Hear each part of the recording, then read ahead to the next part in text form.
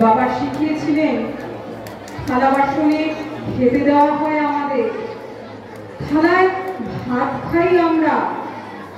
ভাত মানে অন্ন, অন্ন হচ্ছে লক্ষ্মী। খেতে বসার সময় হাতের থালায় প্রতিদিন লক্ষ্মী আসন গ্রহণ করে। তাই থালা বাসনে পা লাগলে প্রণাম করতে হয়।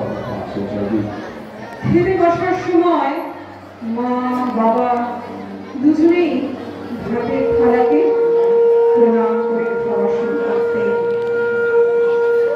ধীরে ধীরে বয়স বাড়তে লাগলো, একে একে বাবাকে হারালাম, মাকে হারালাম, এক সময় ভাইকেও হারালাম। তবু ওই প্রণাম করার অভ্যাসটা কিন্তু গেল না। এখনো জলের গ্লাসে পা লাগলে হাত দুটো মাথায় ঠেকায়, হঠাৎ করে থালা বাসনে পা লেগে গেলে প্রণাম করি।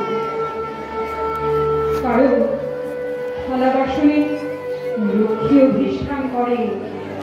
সেই কবে কোন কালে বাবার বলা কথাটা আমার মনে গেঁথে আছে।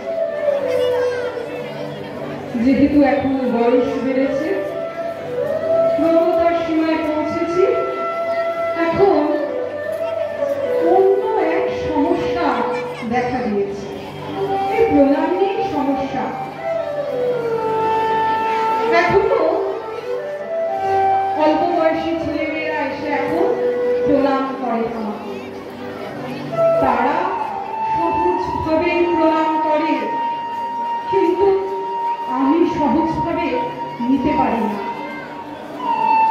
প্রত্যেকটি প্রণামের সময় আমার নিজের পুরো জীবনটা মনে পড়ে, যে জীবনটুকু আমি পেরিয়ে এসেছি। বারবার মনে হয় আমি কি প্রণাম নেওয়ার যোগ্য মানুষ? আমার পুরো জীবনকে সেই কথার প্রমাণ দেয় না, দেয় না। ব্যর্থ পরাজিত একটা জীবনকে যে মানুষ বহন করে চলেছে, আর প্রণাম নেওয়ার অধিকার সে মানুষের নেই। যারা প্রণাম করে তারা সামাজিক প্রথা মেনেই করে, ভাবনাটা তাদের দিক থেকে নয়। তারা তো আমার সমস্ত জীবনটা জানে না, জানে না আমার মনের ভিতরকার মনকে। দোষ তাদের নয়, দোষ আমার। প্রণাম নিই বলেই আমি অপরাধী।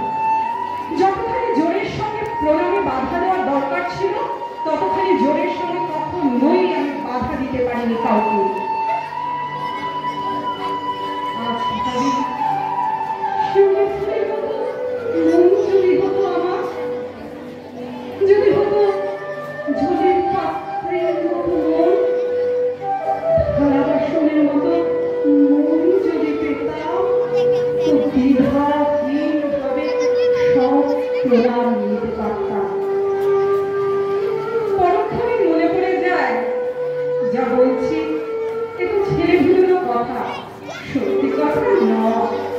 জল বাচ্চার কি মন আছে? মনই তো নেই। জল কি জানে জল মানে জীবন?